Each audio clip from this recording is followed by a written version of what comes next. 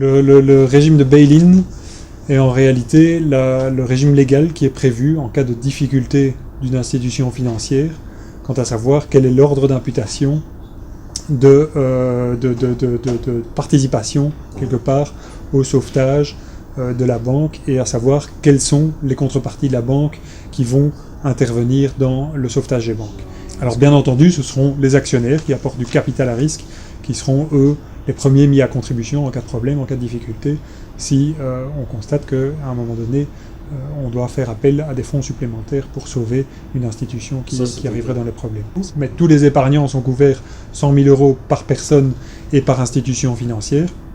et donc c'est une protection qui va couvrir le plus gros du volume, en tout cas de l'épargne ici en Belgique. On parle de tous les fonds qui sont déposés. Alors le plus gros du volume, par définition en Belgique, c'est l'épargne, ce qu'on appelle les dépôts d'épargne réglementés, mais tous les dépôts que vous faites auprès de la banque, ça peut être des comptes à terme, ce genre de choses tombent aussi sous la protection de la garantie des dépôts. Et jusqu'ici, aujourd'hui, en Belgique, les épargnants n'ont pas perdu un centime dans le passage de la crise financière qu'on a connue depuis 2008. Les contribuables, si. Contribuables, quelque part, oui, mais ça n'a pas été gratuit. Autant l'État est intervenu pour aider dans le sauvetage bancaire, autant cette aide ne s'est pas faite à titre gratuit. Ce n'est pas un don qui a été fait, soit c'était des prêts qui étaient rémunérés contre un taux d'intérêt, certains prêts ont été remboursés d'ailleurs depuis lors, soit c'était une intervention en capital, mais alors l'État est rémunéré d'une autre manière par des actions sur lesquelles, le cas échéant, il pourra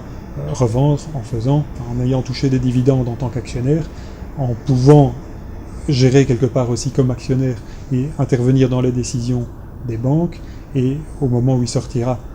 de cet actionnariat, en réalisant le cas échéant une plus-value sur son investissement.